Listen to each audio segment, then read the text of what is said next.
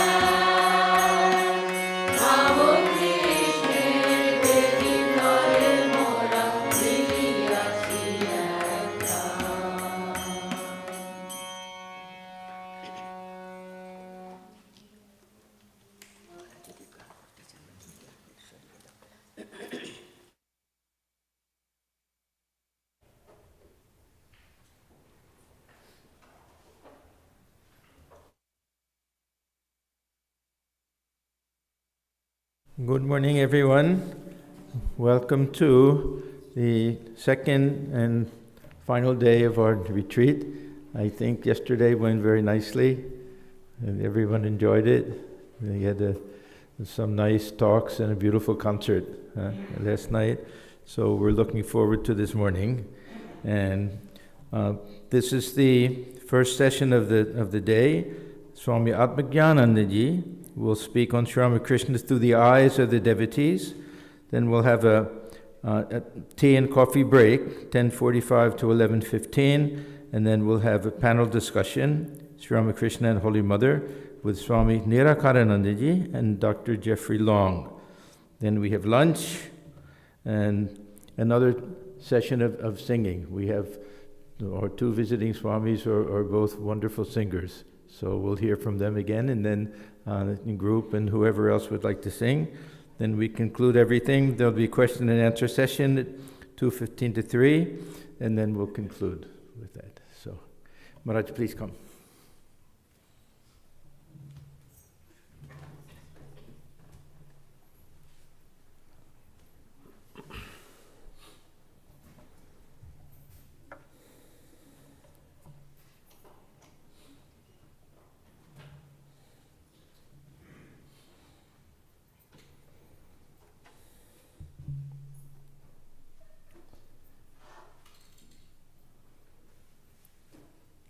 Vande Sri Ramakrishnam Tam Sharadendum Prabhayutam Vivekananda Dataram Karunyamritavarshinam. This verse is also composed by the same scholar whom I was referring to yesterday. I bow down to Sri Ramakrishna,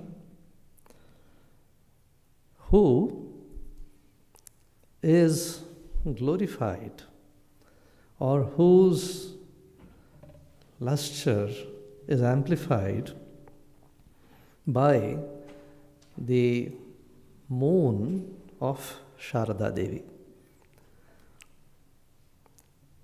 I bow down to Sri Ramakrishna, who gave us Vivekananda. And I bow down to Sri Ramakrishna, who showered grace on all of us.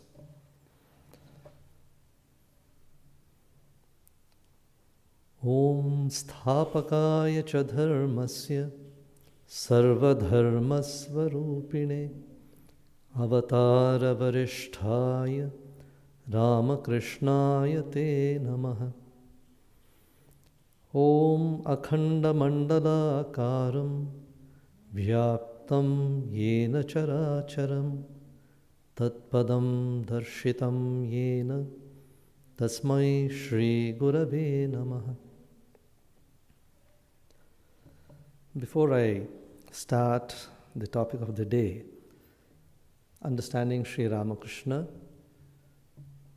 through the eyes of the devotees, as the devotees understood him. There are a few points that I would like to answer. Some devotees asked me a few questions yesterday.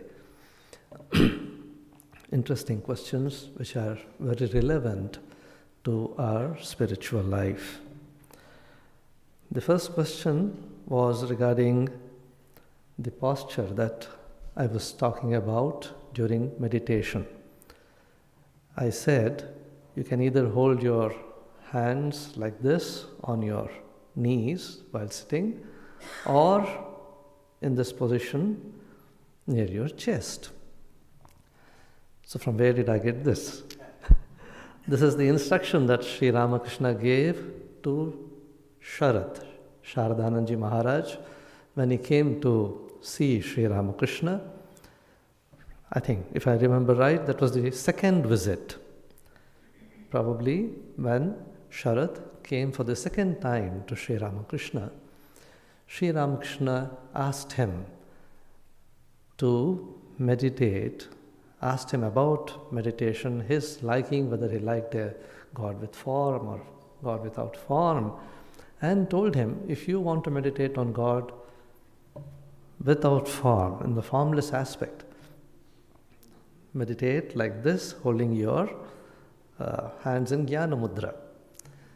And if you want to meditate on God with form, hold it like this near your chest. This is the instruction of Sri Ramakrishna.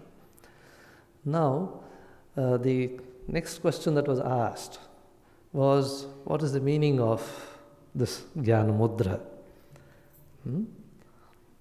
I don't know, maybe you've heard this earlier, but I think it will be good to tell it once. So this mudra is called the Jnana Mudra. The index finger, this finger symbolizes the jiva, or the individual, ego. Why do we call this the individual? Because we point this out, you, I. We use this to point to individuals, to others, and to ourselves. So this index finger is considered to be the jiva. And this jiva, coming in contact with three defects that keep it in the jiva state: avidya, kama, karma. Avidya is ignorance. Kama is desires for worldly prosperity, worldly benefits, worldly happiness, all the desires that make us attached to body and worldly comforts. Okay? And karma, selfish actions goaded by desires. I want more, greed. So these three keep us attached to this bodily existence, keep us separate from God, the Supreme, which is this. The thumb represents the Supreme. Okay? So the jiva, with avidya, kama, karma, forgets God, keeps a distance from God, and tries to be happy in the world. With these three. But with sadhana, when the mind attains purity, as the mind becomes pure, through sadhana, the yogas, as explained in the Bhagavad Gita, or if you can read Swami Vivekananda's The Four Yogas. So avidya, ignorance, you slowly overcome through jnana, by right understanding and knowledge, discrimination. So avidya is erased, ignorance is removed through knowledge. Kama, desires. How do you control desires? How do you overcome desires? Yesterday, as it was pointed out, give a direction, mod firiyeda. Turn it towards God. If you have to desire for wealth, desire for God. So a greater attraction brings down the lower attractions. This is what Sri Ramakrishna tells. So, you start desiring for God, trying to know God, trying to love God, and other attractions fall off automatically. Natural process. So, kama you overcome through bhakti. Avidya through jnana, kama through bhakti, and karma, selfish action by doing unselfish action, karma yoga. Convert all your actions into unselfish seva through karma yoga. So through these three, jnana, bhakti and karma, you convert avidya, kama, karma into realization. And understanding your self or your consciousness within, whatever you call, the jiva becomes humble. The ego is reduced. As Sri Ramakrishna used to say, the unripe ego becomes ripe ego, paka ami, isn't it? So when the ego is humbled, when the ego is converted into a devotee's ego or a jnani, the ego bends down and goes towards God, joins or wants God more than the worldly pleasures, worldly desires. So, this is Jnana Mudra, according to the Indian tradition. So, Sri Ramakrishna prescribed this to Sharat. So, today we are in the second day of the spiritual retreat. There is a beautiful incident that happens with Master Mahashaya in the initial pages of the Gospel, Kathamrita. When Master Mahashaya came for the second time to see Sri Ramakrishna in Dakshineshwar, Sri Ramakrishna passed a comment. Oh, you have come.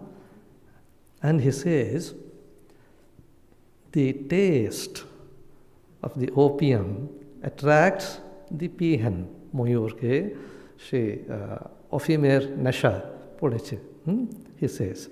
So, spiritual addiction, that is what Sri Ramakrishna is mentioning. Why I am referring to this, we had a wonderful Swami in Mysore, Swami Sureshanandaji, who was a disciple of Yatishwaranji and Shankaranji. He had two gurus. So, Sureshanandaji, in one of his talks, he referred to the devotees as chronic devotees. You see, so beautiful. Addiction. So he would say, there are devotees, many devotees, who feel out of sorts if they cannot go to the ashram, if they cannot participate in the Arati, if they cannot see Sri Ramakrishna, if they are not in the company of devotees, they feel as if they are out of sorts. They somehow want to come to the ashrama every day, sit for meditation, participate in the Arati. So this is a wonderful addiction. Instead of being addicted to the world and the worldly matters, these addictions are welcome addictions, isn't it? Sri Ramakrishna also used to refer to this. He would say, Khandani Chasha, the farmer who has taken up farming according to the family tradition. Sri Ramakrishna used to say he does not know any other profession that he can shift his profession. Whether there is rain, whether there is famine, whatever it is, he will go to the farm and put the seeds there and wait, pray to God for rain. So Khandani Chasha, no other option. So that must be the attitude of the devotee. Other than God, I have nothing else in my life. So this is the wonderful attitude that Sri Ramakrishna used to refer to. And there was another point that came up during the panel discussion, and which was mentioned by Swami Niracarananda. The practice of truth, satya. Yes, it's a very, very difficult ideal to practice. But as Swami Vivekananda says, there were questions about this also. So as Swami Vivekananda says, just because the ideal is difficult, we don't bring down the ideal. We try to achieve it. We make mistakes, yes. But Swamiji says, okay, make 1,000 mistakes, no problem, but try again. Go on trying. If you have been telling 100 lies in the last day or last year or last month, this month try to bring it down to 99. You are trying to become better. The Lord sees and helps you. You move one step and the Lord comes 10 steps, Sri Ramakrishna used to say. So take that one step. Okay. Now let's try to understand Sri Ramakrishna through the eyes of the devotees. One day, Girish Chandra Ghosh was sitting in front of Sri Ramakrishna in his room in Dakshineshwar, and the topic of the Karta Bhaja sect of Tantrika practitioners came up. Many of their practices are not considered good, okay,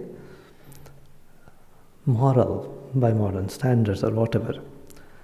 And the other devotees who were there started commenting on it, laughing. And Girish, with a very sarcastic way, said, I think I will write a drama on the Karthabhaja sect, trying to show the faults in their attitude, making fun of them. He wanted to add humor to his drama using the Kartabhajas. And Sri Ramakrishna immediately said, no, there are many who have achieved realization, who have been siddhas through that sect also. Don't criticize them. This was the attitude of Sri Ramakrishna. Anybody who admires Sri Ramakrishna, anybody who tries to follow Sri Ramakrishna must avoid criticizing any spiritual practice, any custom, any religion, any group, any person. So this is a very important lesson that we learn from Sri Ramakrishna. Never criticize, never say anything negative about anybody, because you never know that that could be a path. There are so many ways to reach God. Each one of them is a valid path. This was the breadth of Sri Ramakrishna's vision. What a wonderful breadth, universal attitude that Sri Ramakrishna had.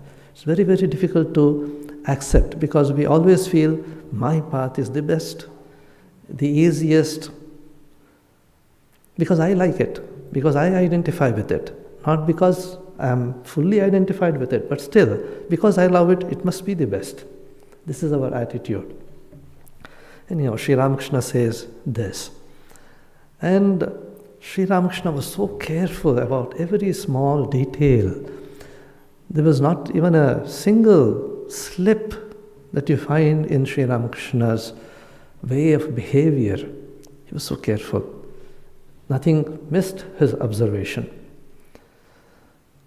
When Sri Ramakrishna had been to the Panihati festival, Chida Mahotshav, the festival of the flattened rice that they have in Panihati, so they had a feast there, and there were many sadhus who had come to attend that feast. And the organizers of the feast were giving some presents to the swamis, the many monks, Vaishnava and others who had come there. They were presenting them some money and other things. And seeing Sri Ramakrishna, his exalted state of samadhi and all that, they came to give him more money than the others. Sri Ramakrishna used to, he could not touch money, as you all know. He simply refused. He said, no, I don't need this. I don't accept money. So the person who was giving the money saw Rakha, who had come with Sri Ramakrishna, who later on became Swami Brahmananda, and thought, oh, he is accompanying Sri Ramakrishna. Sri Ramakrishna doesn't touch money, but we can give it to Rakhal. Rakhal can keep the money for Sri Ramakrishna. And Rakhal, in his simple, naive way, took the money and then did not know how to spend it. He went to the bazaar and purchased some fruits and sweets and other things, thinking that he can give this to Sri Ramakrishna when he feels hungry. And Sri Ramakrishna, you see, he didn't come and tell Sri Ramakrishna, but Sri Ramakrishna knew everything. He was so keen in observing. And he immediately asked Rakhal, you took the money from that person and then purchased all this? Don't you understand that accepting money on my behalf is as if I have accepted the money? Why did you do it? Don't do it. Throw all these things. I won't take them. So this was Sri Ramakrishna's attitude, so strict and so wonderful it was. We were telling about Howrah, isn't it? The person who used to stay just outside Sri Ramakrishna's room, and a comic character in the life of Sri Ramakrishna. So Sri Ramakrishna had great respect even for Howrah. One day, Howrah told Sri Ramakrishna, you see, so many people come here and you go on repeating the same thing to them, that God is real, the world is, and you speak about the mother, the same thing. Try to add some flavor, try to make some changes in your teachings, otherwise people will get bored. So don't go on repeating the same thing. This was one of his advices to Sri Ramakrishna. And then another day he told Sri Ramakrishna, you see, you must at least try to show something spiritual to these people. Sit and do some japa like I do. Hold the japamala in your hand. And Sri Ramakrishna really got confused. He used to believe he was just like a child, so simple, so innocent, like a child. He really got confused. Then he went to the temple to pray to Mother and ask her. Whenever he had a doubt, the first thing that he would do was go and ask Mother, talk to her. And he went to the temple and prayed to Mother. You see, Howrah is telling like this, what do I do? The mother assured him, no, he does not know, don't worry about this. And then he comes back to the room. When he comes back to the room, he tells, you see, Hazra was telling me like this, that I should do japa. The others started laughing. The other disciples and others who were there started laughing. Oh, he does not know. You don't have to bother about all this. And then Sri Ramakrishna says, no, sometimes the mother speaks through such people. I have to listen to them. I have to be careful. You see, what a wonderful attitude. So when somebody criticizes us, somebody tells something about our behavior, our way of life, we must give attention to that. The mother speaks through them also. How do you deny that? So Sri Ramakrishna's attitude was something wonderful. Romarola, the famous biographer of Sri Ramakrishna, compares the life of Sri Ramakrishna to a ladder. He says the life of Sri Ramakrishna is like a ladder. He was moving freely between heaven and earth, and also allowing people to climb to heaven through that ladder. Just follow him and you reach heaven or God or truth, whatever you call. I am reminded of a beautiful incident which revered Swami Gautamananda Maharaj used to refer always. When Gautamananda was a brahmachari, Gautamananda Maharaj is a disciple of Yatishwarananda, who was a disciple of Swami Brahmanandaji. So when he was in Belur Math, Gautamananda, as a brahmachari, he went to pay respects to Swami Omkaranandaji, who was also a disciple of Swami Brahmanandaji. Swami Omkaranandaji was the Adhyaksha or president of our Kankurgachi center, which was belonging to Ramachandra Datta, a very sacred place. Sri Ramakrishna has gone there so many times. So he wanted to go and pay respects to Omkaranandaji. He was a vice president at that time, highly respected, an extraordinary Swami, highly spiritual, Rajamar's disciple, you can imagine. So he went to Omkaranandaji. And after meeting him, bowing down to him, Omkaranandaji took him to show the ashrama. Omkaranandaji took him to the terrace, to the top of the building, and showed him the surrounding Calcutta in those times. And then he pointed to a chimney of a factory which was just nearby and asked Gautamanji, he was a brahmachari at that time, do you see that chimney there? Gautamanji said, yes, I see it. A black chimney putting out smoke and polluting the atmosphere. And then Omkaranandaji asked him, what do you understand from this? Gautamanji looked again and then thought for a few minutes and said, I'm not able to catch what you're saying. I don't see anything significant in this. Why do you ask me this question? Omkaranandaji said, don't you understand? Why should we as monks stay next to a factory which is putting out so much of smoke and producing things? Why should we live in the city like this? We should have been somewhere in the caves in the Himalayas thinking of God and meditating on God. We are staying here in the city because Sri Ramakrishna brought religion to the common man. He brought God to the doors of the common man.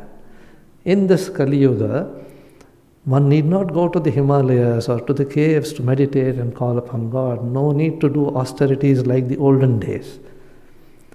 Be where you are, just call on God. Omkaranandaji's words. So beautiful. Sri Ramakrishna made God easy for us. There's a beautiful incident which is narrated by Holy Mother, Sharda Devi. You all know that Sri Ramakrishna worshipped her as Shodashi by offering his whole sadhana at her feet. Swami Sridharanji, in a lecture which he gave in Advaita Ashrama, I remember very clearly, referring to this incident, he says, what must have been the capacity, spiritual capacity of Holy Mother to absorb this sadhana, the power of sadhana of an avatara. See, an ordinary woman never do that. Anybody else could not do it. And without any show, without any change in her attitude, she just accepted everything and then got up and went like a normal being. What must have been the immense spiritual power that she had. Anyhow, Sri Ramakrishna offered during the puja, as we offer, he offered her a sari, a new sari, some bangles and some things which are offered to Mother, the things that the ladies use. All these things were offered to her. After some time, when maybe the next day or after a few days, Holy Mother had a doubt. Said, what do I do with all this? This new sari and bangles and alta and all this, what do I do? So Sri Ramakrishna tells her a beautiful thing. She says, oh, you can give it to your mother. Garbhodharani maa ke dite paro. You can give it to your own mother. But when you give it to your mother, remember that you are not giving it to your own mother, but to the Mother of the universe. See her as the Mother of the universe, not with the attachment of giving it to your own mother. What a wonderful way of changing the outlook of Mother. And Sri Ramakrishna's attitude towards people who are annoying. Because many times we get this question, oh, how do I relate to people who criticize me or who are annoying, whose company I don't like? There is an interesting incident in the life of Ramana Maharshi, the great saint. So one devotee asks Ramana Maharshi, how do I relate to others with whom there is no understanding, with whom I cannot have a good relation? And Ramana Maharshi was very short in his answers, direct. He would just hit the truth. And Ramana Maharshi asked, who is the other? Finished. The answer was done. Who is the other? Where is the other? Why do you see the other? So, here, this Brinde, who used to work in the temple garden, clean the temple garden, she was a little bossy type of woman, demanding. She was a poor, hard-working lady. So it was a practice that Sri Ramakrishna used to give her every day in the morning. Probably she used to come early, and a poor lady, so he used to keep some luchis which used to come to his room, the offered luchis in the night to the mother. So he would keep a little for her and give them to her in the morning when she comes as breakfast, maybe some sweets or something along with that. So one day what happened, the boys who used to come to Sri Ramakrishna, Narendra, Rakhal and others, young people, they were young and needed a lot of food. So they finished everything. There was nothing left to give Brinde. And the next morning, Sri Ramakrishna comes to Nahabat, to Sharada Devi, and says, you see, those luchis which I had kept for Brinde, all of them are exhausted. All the boys have eaten. Now she will come and then start fighting. So prepare some luchis for her. Prepare fast. So he came and requested Holy Mother to prepare luchis. The Holy Mother was so practical, so wise, and so sharp. She did not prepare. There was no time, probably. And then when Brinde came, she openly, very frankly, like her own person, she just told Brinde, "Oh Brinde, the luchis that Sri Ramakrishna had kept for you, they have been exhausted, these boys have eaten. Shall I prepare something more for you? Shall I prepare something for you now?" Oh, Brinde said, no, don't take the trouble. You have so much work to do. You give me the flour and the materials and I will prepare. Oh, and immediately Holy Mother gave her everything and continued with her work.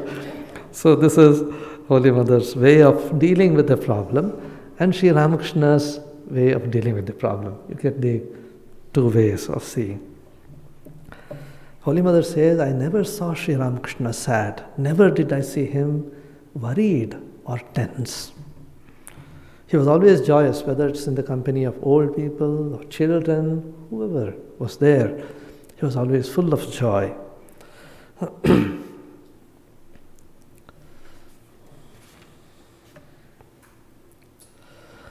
Yes, there's a beautiful incident connected with Lokhi Didi. So Sri Ramakrishna was in his room, Holy Mother and Lokhi Didi were there, probably serving him food and other things. So Sri Ramakrishna did not like to live long, to extend his life, and then he suddenly told Lokhi, "না আমি বুড়ো হতে চাই না, তো লোকে বলবে যে বুড়ো বামনের কাছে, বুড়ো মানুষের কাছে দেখতে যাচ্ছি. I'm going to see an old man, an old saint. I don't like to hear this comment. I don't want to live long and be called an old person." And Lokhi, with all sincerity, she said, no, why do you think like that? Why will they call you an old man? They will call you a wise man. বুড়ো বামন কেন বলবে? ওরা বলবে যে বুদ্ধিমান বা একজন সিনিয়রের সাথে যাচ্ছি, দেখতে যাচ্ছি, সেরকম। Lokhi said, "Oh, don't worry like that. They will call you a wise old man, a wise man." Sri Ramakrishna said, "No, I don't like that. I don't like to remain an old man." So this was his attitude. He told Lokhi one day, "If you cannot remember God, think of me. That will do." Sri Ramakrishna's words. And Ramlal Dada tells about Sri Ramakrishna. He says if somebody broke the raga, the tune while singing, or the pace, the rhythm, Sri Ramakrishna could not tolerate. He would come down, his concentration would go and he would come down from samadhi and he would cry in pain. Oh, he would say, if somebody did a betala or beshuro in singing. But many times, Ramlal Dada says, if the person was singing with devotion, if there was sincerity, if there was real devotion in the person, Sri Ramakrishna would not mind such faults. So devotion or sincerity was more important than looking into the grammar of music for Sri Ramakrishna.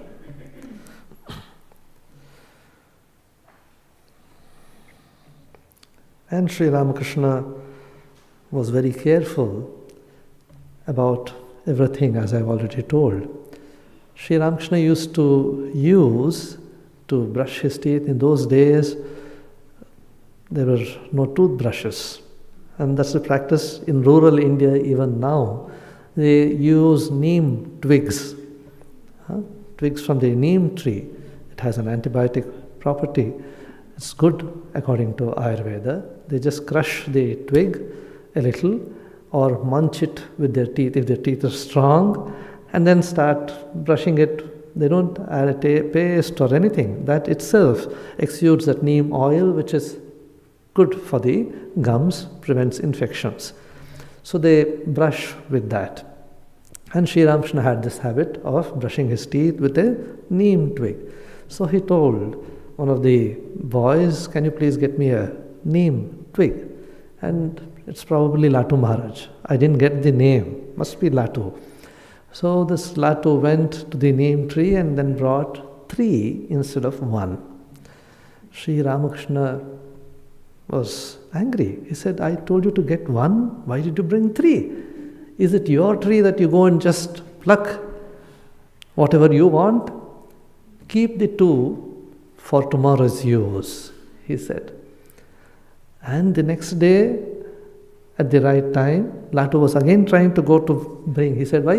What happened to those two you had kept yesterday? Why are you going to pluck again? Are you the creator? Do you know how difficult it is to create? Sri Ramakrishna tells. Do you know how difficult it is to create, to make a tree? What an ecological understanding Sri Ramakrishna had.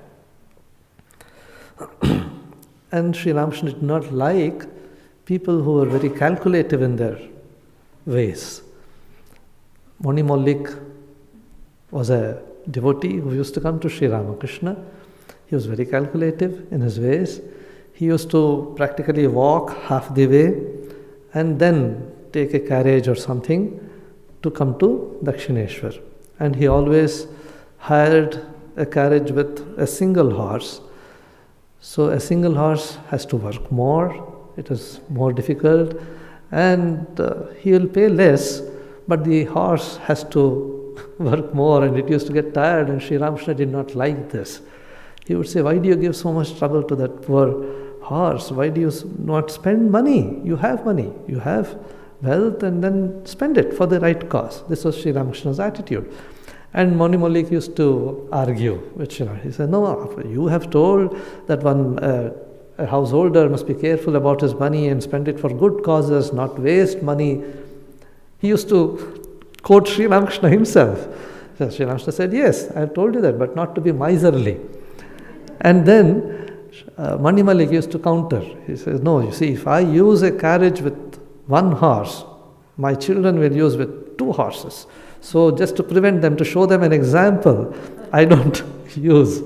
So this was his attitude. Mani Malik, of course, changed so much because of the touch of Sri Ramakrishna. He built a pond in Shikra Kulingram, the place of Rakhal, Swami Brahmananda, when there was a famine. So Sri Ramakrishna told him, you see, Sri Ramakrishna's concern for the suffering. You can see from here, there are so many instances where Sri Ramakrishna asked people to provide money for education for some poor people or build a pond during the time of famine. Mani Malik was one such person. So many people think, even Master Mahashaya had a doubt that Sri Ramakrishna was only about spiritual life and not about service or seva. You know, he used to comment about this. When Swami Vivekananda started the Ramakrishna mission or service as a spiritual path, so Sri Ramakrishna wanted people to serve others, respond to poor people.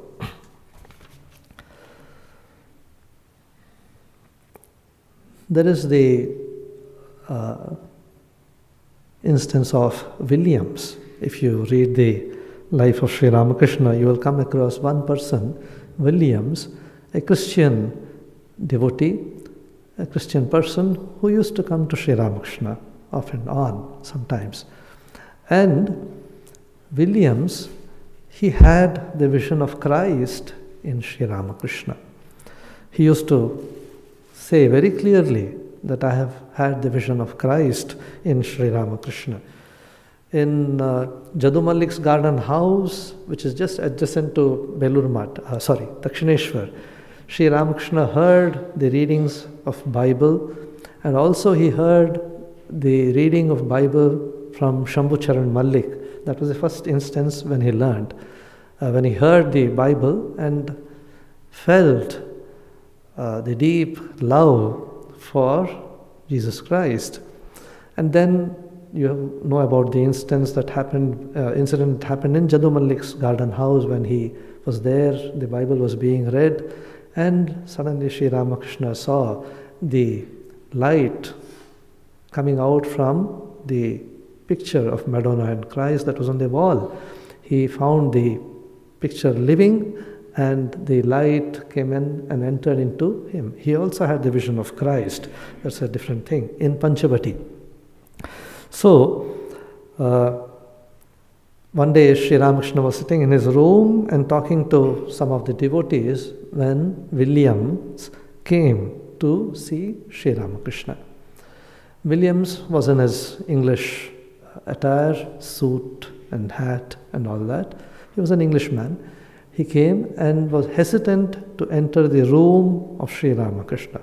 He is a Hindu saint, highly respected. There were so many others sitting there. He was just standing outside the door, waiting to meet Sri Ramakrishna. Sri Ramakrishna immediately came out. He knew, Sri Ramakrishna knew. He came out of the room and then held him by the hand and welcomed him. I don't know which language Sri Ramakrishna spoke. Sri Ramakrishna used to speak a few English words. He would say, welcome, welcome, thank you, yes, some of the words that Sri Ramakrishna used to use.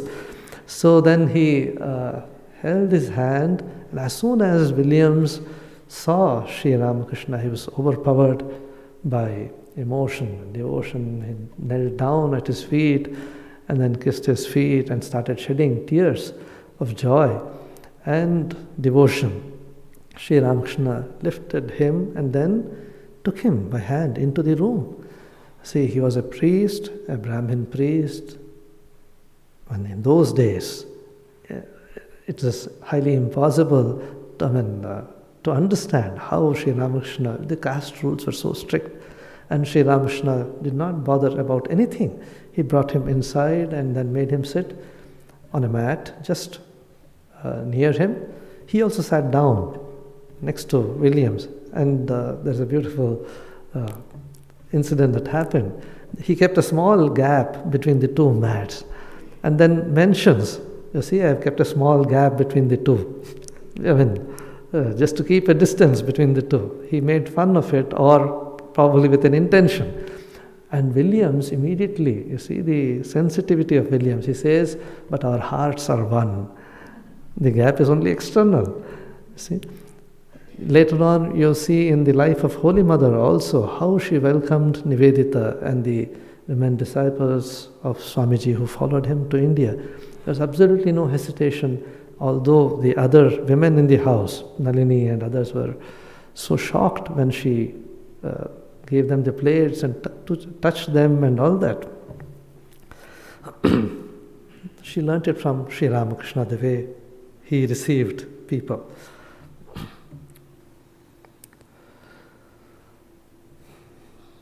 Jogin Ma, Jogindra Mohini Vishwash, who was the constant companion of Holy Mother later on. So when she started coming to Sri Ramakrishna, she used to come planned to ask some questions, doubts that she had in her mind. And invariably, she found that somebody or the other would ask the same question, and Sri Ramakrishna would give the perfect answer, and her doubts would be solved. She never had to ask questions. This many have experienced in Sri Ramakrishna's presence. And when you read the life of Ramana Maharshi also, the very silent atmosphere used to remove the doubts of many of the people who used to come. They never had to ask questions. Just sitting there, being in his company used to remove all doubts. Swami Vivekananda, in that beautiful hymn, Achandala Pratihatarayo, he says, Samshaya Rakshasanasha Mahastram. The weapon that Sri Ramakrishna had in this avatar, usually all the incarnations, according to the Hindu tradition, you see Rama, Krishna, all of them coming with weapons to kill the asura. Okay? And in Sri Ramakrishna's hand, you don't find anything. He's just sitting there like a common person. And Swami Vivekananda says, he had a weapon in his hand. What was that weapon? To remove the doubts in the minds of people about God's existence. God is. Yesterday, I think Bhaswatanji was referring to this. God is. God can be seen. God can be approached. This was the assurance that Sri Ramakrishna gave through his own life, through his spiritual experiences. There are so many instances where you see that Sri Ramakrishna could read the minds of the people. We referred to this yesterday also. Balram Boshu, the great devotee who is to stay in Kolkata, Sri Ramakrishna visited his house, Balram Basu's house, for more than 108 times, if you see in the Gospel. Such a sacred place, Sri Ramakrishna used to consider that his parlor. And he used to say the food that Balram Basu offers is pure, like the food of Jagannath Mahaprabhu in Puri. So, this Balram Basu, when he was coming to Sri Ramakrishna, he was a Vaishnava devotee, very sincere devotee, and he was trying to understand Sri Ramakrishna, understand the spiritual greatness of Sri Ramakrishna. He loved Sri Ramakrishna, admired his spiritual fervor, but he was trying to understand him properly before surrendering completely to Sri Ramakrishna. So one day when Sri Ramakrishna came to his house, was supposed to come to his house for a satsanga, meeting the devotees, Balram Basu had prepared a plate of sweets to offer to Sri Ramakrishna and the devotees who used to come. And Balram Basu thought, I will consider him an incarnation or a Paramahamsa, a great man, if he chooses this particular sweet from this plate. He did not tell Sri Ramakrishna. He had just thought about one particular sweet, that this is for Sri Ramakrishna. He must take this particular sweet. And then when Sri Ramakrishna came and when it was time for him to offer something, so he brought the plate and kept it in front of Sri Ramakrishna. And just imagine, Sri Ramakrishna took that particular sweet that Balram Basu had thought of. There were so many sweets there, but Sri Ramakrishna chose only that particular sweet. So this convinced Balram Basu that Sri Ramakrishna can understand our mind, can read our mind, that he is the Antaryamin.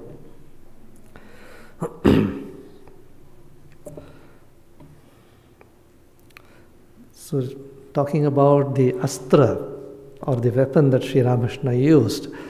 So Priyanath Mollik, he was a Brahmo devotee. So he says Sri Ramakrishna had one very powerful weapon with him, the Pranama Astra. Before anybody could bow down to him, Sri Ramakrishna would bow down first. There is if you read the life of Girish Chandra Ghosh, Girish, when he came to Sri Ramakrishna, before Girish could bow down, Sri Ramakrishna would bow down. And looking at this attitude, Girish would bow down further, and Sri Ramakrishna would go down more. Finally, Sri Ramakrishna would also fall on the ground. So this was the way how Sri Ramakrishna taught people the attitude of surrender, the attitude of respecting others, humility. So this was a wonderful way Sri Ramakrishna used to teach. Priyanath Mollik says he was always the first. I never could defeat him in this contest, Priyanath Mollik says. And about M, how M related to Sri Ramakrishna, how he understood Sri Ramakrishna. So, M came to the house of one Nobin Sen, who was a relative of Keshav Chandra Sen, the famous Brahma devotee. After the passing away of Keshav Chandra Sen, Sri Ramakrishna came one day to the house of this devotee, Nobin Sen.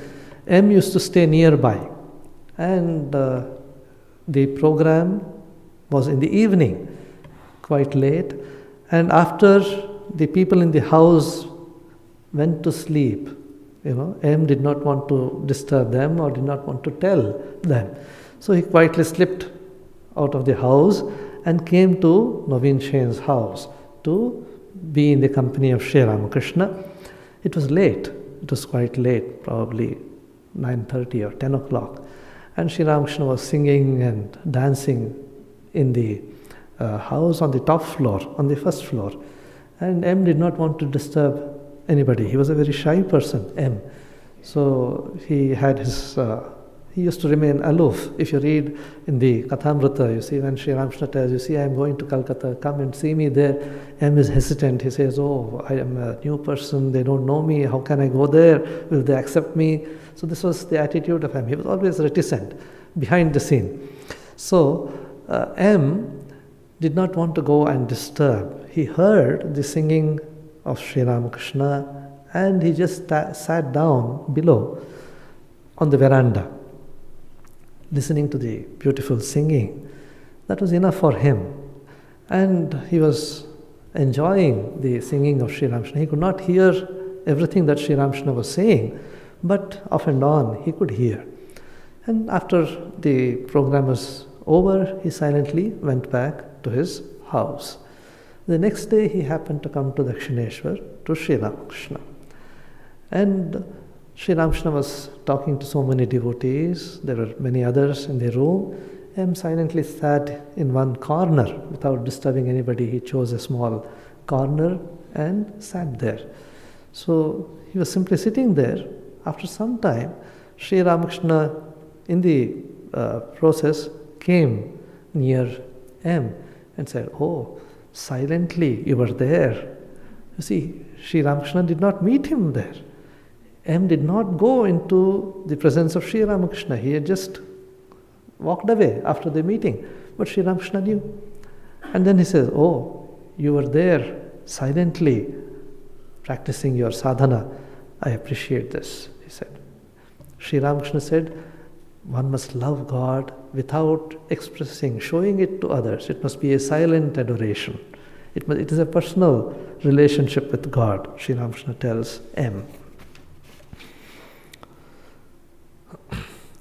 With M also, one day Sri Ramakrishna told M, you see, can you bring a shirt for me? Sri Ramakrishna used to use thin white shirts. That is very common in Bengal. So he told M to buy a shirt. When he comes next, to bring it. And M brought 3 instead of 1. Sri Ramakrishna, the love to serve, to give more, that Sri Ramakrishna should not have any want. You see, this is the attitude of M. He wants to be of service to Sri Ramakrishna. So he brought 3, and Sri Ramakrishna was so full of renunciation always. He never used to keep anything for himself. There was nothing practically in his room. You know that beautiful incident, let me go to another incident. In the life of Holy Mother, you get it. One day, Sri Ramakrishna came to the place where Holy Mother used to stay, near Dakshineshwar. It was noon time, he had his food, and Holy Mother had observed that the small bag of spices, elachi, lavongo, and all these things, which used to be there in Sri Ramakrishna, sometimes he used to eat these to freshen his mouth. And there used to be a small bag near his bedstead. If you wouldn't have seen it, in Belur Math even now they keep it near the bed of Sri Ramakrishna. This practice is still continued. So Holy Mother had observed when cleaning the room that it was empty. So when Sri Ramakrishna came to have his lunch, she had made a small packet in a paper and then gave it to Sri Ramakrishna to take it to his room, thinking that he will take it and then put it there. But to her astonishment, she saw that Sri Ramakrishna had lost the way to his room. He could not remember the way and he was walking towards the Ganges.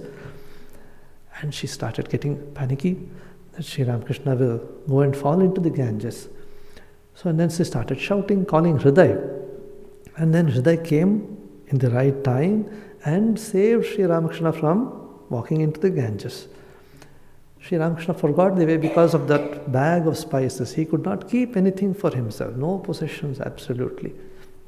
So this was the wonderful way in which Sri Ramakrishna used to be. So when he brought 3 shirts instead of 1, Sri Ramakrishna said, oh, why did you bring 3? I asked only for 1. How much did I ask? M said 1. Then why did you bring 3?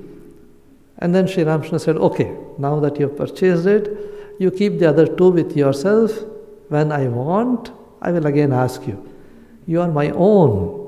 See, Sri Ramakrishna says, you are my own. I don't have to be hesitant to ask to you. M felt very happy when Sri Ramakrishna said, you are my own.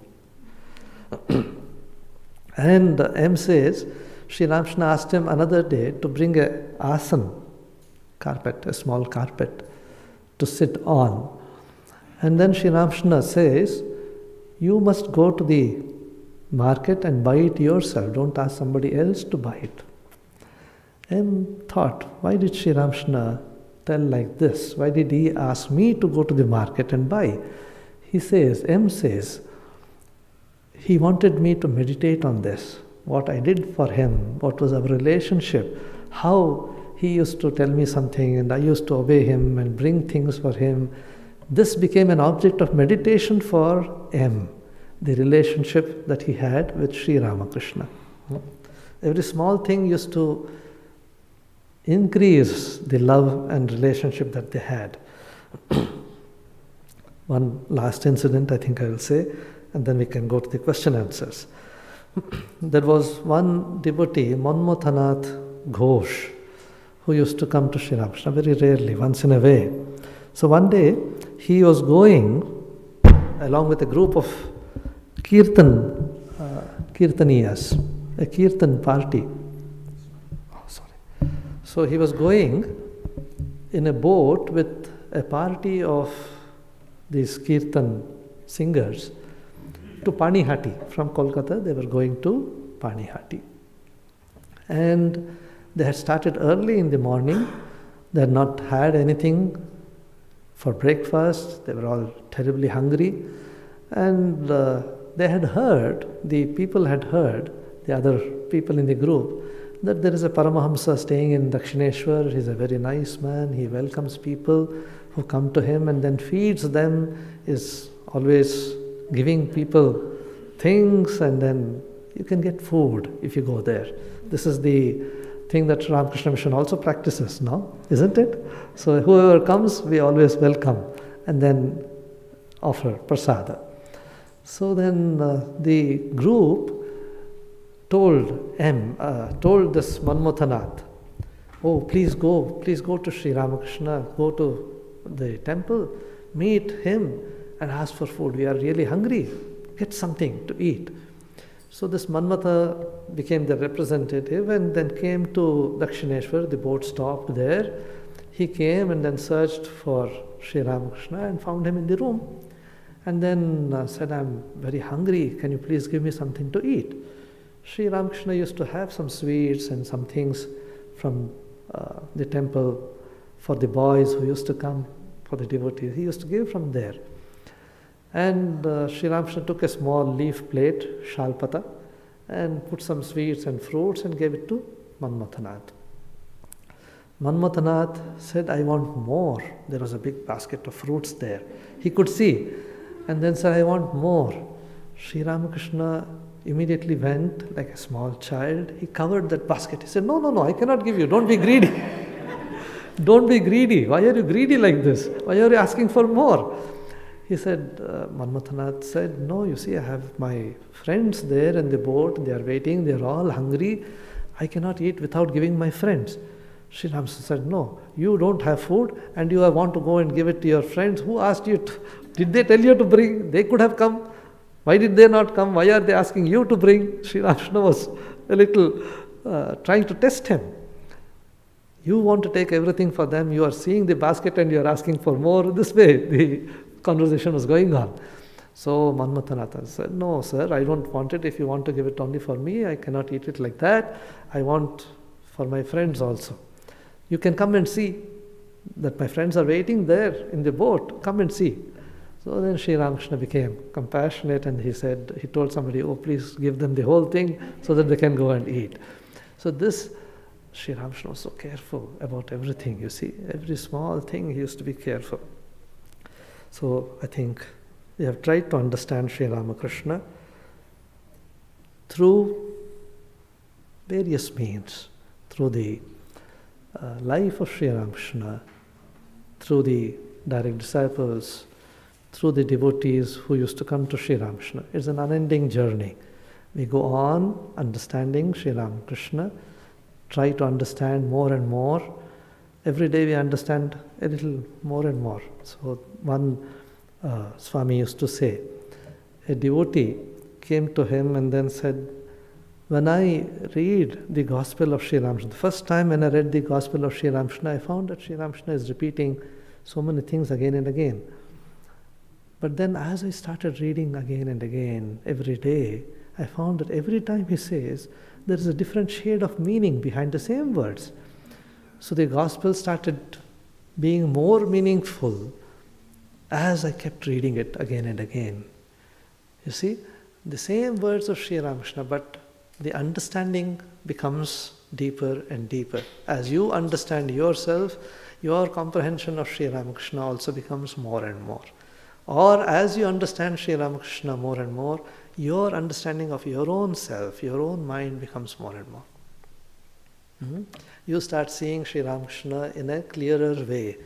As you clean the mirror of your mind, the reflection becomes sharper and sharper.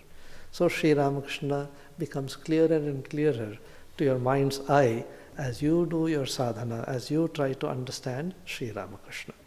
So, if there are any questions, you can please ask. We have a question answer session later on for quite some time, I think half an hour or 45 minutes later on. Are there any questions? Yes, please.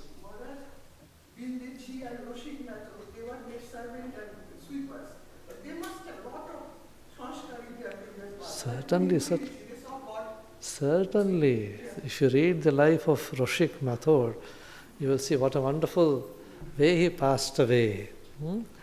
There's a beautiful incident connected to Roshik Mathur. One day, this Roshik was sweeping just outside Sri Ramakrishna's room near the Panchavati. And Sri Ramakrishna came down and told Roshik, Dakho, look, you must clean this place properly. See that there are no stones or thorns or pebbles on this path. I have seen Mother walking here.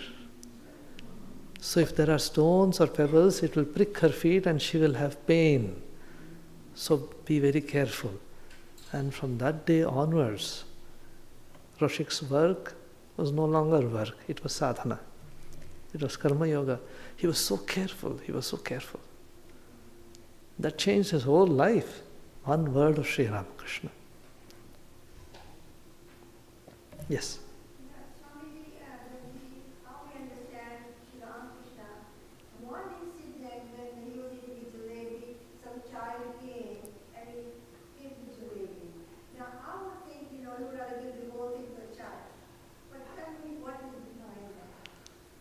Sri Ramakrishna himself tells, you see, Sri Ramakrishna could not eat anything without offering it to the Divine Mother. So, if something has been eaten by somebody, that cannot be offered to the Divine Mother. So, Sri Ramakrishna, see, it's difficult to understand Sri Ramakrishna. Sometimes he used to be just like a child. That's the natural tendency of a child, to be possessive. No child will want to give you when you go and ask, oh, give me your chocolate. The child will not want to give you.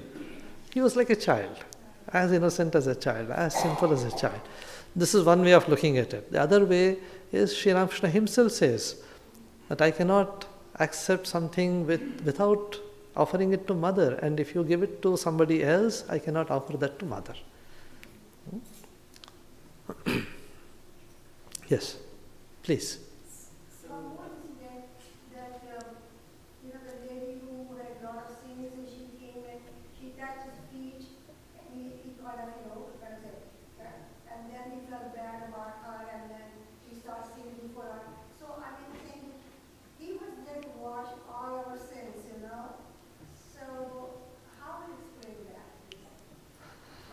You see,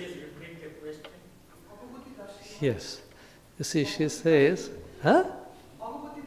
Yes. So when a fallen woman came to Sri Ramakrishna and wanted to touch his feet, Sri Ramakrishna went back, recoiled, did not allow her to touch the feet.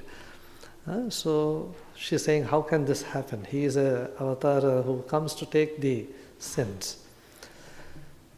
Yes, Sri Ramakrishna was grace incarnate, was so compassionate. So many times you see, with regard to Girish Chandra Ghosh and others, that he voluntarily went in search of them, uplifted them, isn't it? But these are instances not to judge Sri Ramakrishna, but to know how grace works. See, God is gracious. The Avatara is gracious, but he wants us to prepare in order to understand grace, isn't it? So if things come free, we don't understand the value of it. Unless you do sadhana, unless you prepare yourself, unless you are prepared to receive grace, grace will not work. You see, after Girish Chandra Ghosh came to Sri Ramakrishna and became a transformed person, he makes a comment. He says, if I knew that Sri Ramakrishna is so graceful that he can just wash away all my sins, I would have committed much more. So like that. So if grace comes free, you don't realize the value of grace. Yes, please tell. Do we know any more about the Englishman Williams? Not much is known. Okay, very few. Yes, very less is known. But there are some instances. I mean, at least 3 or 4 people who have seen Christ in Sri Ramakrishna. Williams is one of them. Yes, you had somebody else. Yes, please ask. I have a question from your talk yesterday, Bhargava.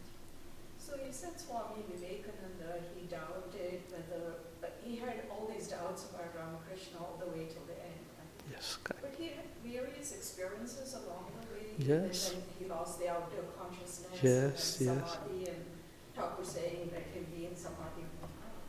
So what made him continue to doubt even towards the end? That's a very nice question.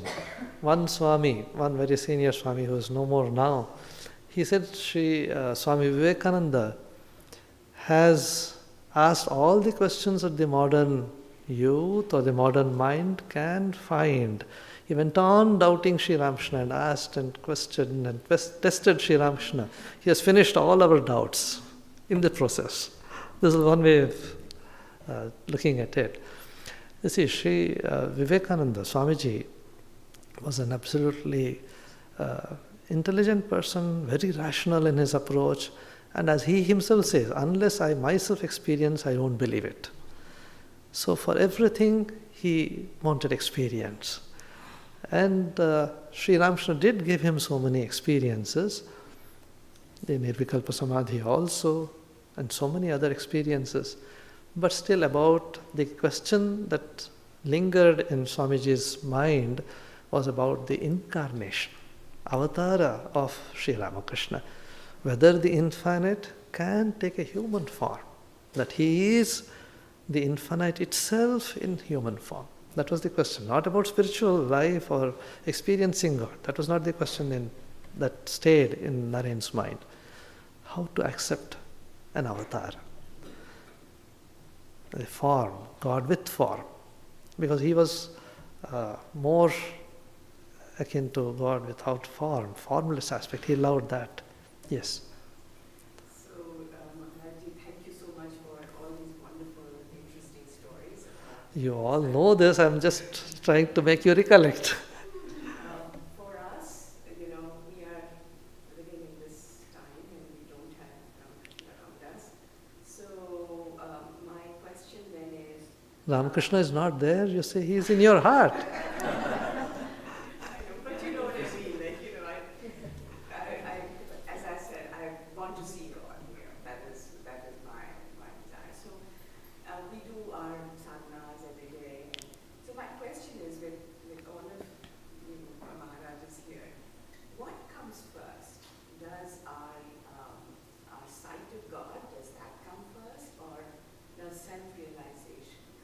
What's the last part of the question? What comes? That's self-realization Hmm. first. Hmm. So, with all the disciples, they managed to see Thakur, and self-realization came after that, after their interaction. So we do our sadhana every day, meditation and so on. So I was always wondering, should there be a sequence? Should we be able to see God first and then have that self-realization? Okay, I get the answer. Or is it self-realization that allows us to see God? I get the answer. I get the question. You see, this is like... Yeah, she says, which comes first? Whether realizing the self or knowing God or sadhana. Isn't it? Right. Huh. Does one see God first and then Or God realization. Okay. First thing is, how do you distinguish between self-realization and God realization? There are two terms looked at from Vedanta, or from a Jnani's way, or from a Bhakta's way, first. Second thing is, unless the wire has the capacity to receive that power, unless the wire is strong, the power cannot pass through it. It burns. So sadhana is required to build the capacity to receive God. And Sri Ramakrishna also tells about this. He says, a person was waiting on the seashore. Somebody who was passing by asked, "Why are you waiting here?" He says, "I want to take bath in the sea." I said, "Why? Then jump into the sea. Take bath." He said, "No, I'm waiting for the waves to subside." That will never happen. So the mind will be like this. Our sadhana has to go on continuously. God realization will happen. We can't wait for God realization and then do sadhana. Yes, please. You mentioned yesterday that Ramakrishna himself did not like to be recognized publicly. He did not like to be, popular in the sense of popularity. What do you think? What do you think if he walked in today and see himself being worshipped in the human form? What do you think his reaction would be? He himself wanted it. Though he did not crave for publicity in the usual way, he himself has said so many times to Holy Mother and others that this will be worshipped in every home. He says to Holy Mother, he says, you will find that this picture will be in the carriages, in the trams, in the boats. People, he says very clearly, he says people will put it in their watch chain. If you go to, in Brazil, I was surprised, people have the pendant of Holy Mother and Sri Ramakrishna, tattoo of Sri Ramakrishna on their hand. So he is there everywhere. So he will be very happy if he sees people adoring him this way. That's good. I'm reminded of one beautiful incident. Revered Swami Atmajnananda, who was our president of the Ramakrishna order, a disciple of Vijnanananda, wonderful sadhu. When he was the general secretary of Belur Math, I was in the training center at that time as a brahmachari. And even as the general secretary, whenever he was in Belur Math, he would make it a point to come for the evening Arati, every day, without fail. And at least 10 minutes to 5 minutes before the Arati, he would be there seated in the center. He was always straight. He used to sit straight. It was a sight to see him, so beautiful. So he would sit straight, meditating there and waiting for the Arati and sing along. So some brahmacharis used to run and come just a few minutes before and then somehow sit there and all that. So after observing this for a few days, he came to the training center to take a class. And he was a very strict master, quite sharp in his ways. So he said, "You people, you are coming late to Arati. How can you afford to be like this? People come all the way from so far to attend Arati.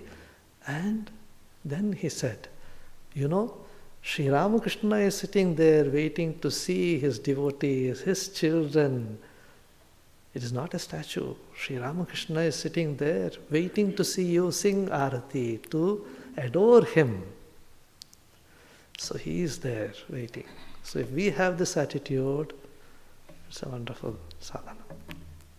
And he said, just 1 minute, and he said, you see Sri Ramakrishna's compassion for the devotees, for the sadhakas, he says, that has made him to be placed on the altar. We have kept him there on the altar and adore him because of his spiritual genius, because of the achievements that he had. Yes, please. Swami, I was listening to your lecture yesterday, and you mentioned Sri Ramakrishna would know when the devotees would come, whether they were Shaktas or Vaishnavas. Whatever, Shakta, Vaishnava. So like we devotees of Sri Ramakrishna, what are we? Are we Vaishnavas? You are devotees of Ramakrishna, you are universal. Sri Ramakrishna was universal. Approach Sri Ramakrishna as you want. He accepts everybody as they are. He did not like one-sidedness, no? So let's not be one-sided. No, we'll have it in the afternoon because in the next program. Huh? Okay, thank you. We give a break now. So now we have a little